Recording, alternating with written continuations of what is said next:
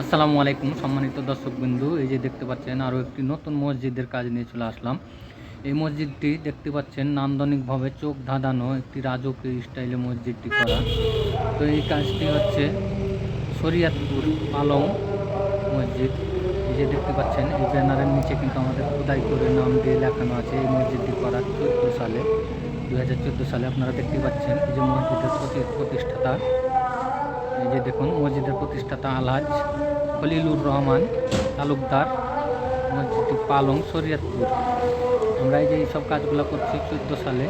আপনারা দেখতেই পাচ্ছেন এই যে আমরা ভিতরে চলে যাচ্ছি। এই যে ভিতরে 8টি পিলার দিয়ে মসজিদটি করা আছে, 8টি পিলার আছে, 4 কোণে 4টি ওই মিনারগুলো আছে।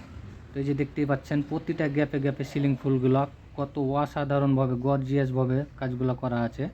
তো আপনারা আপনাদের মসজিদে বা বাড়িতে নান্দনিকভাবে এই কাজগুলো করাতে চাইলে আমাদের স্ক্রিনে দেওয়া নম্বরে যোগাযোগ করবেন। আমরা সারা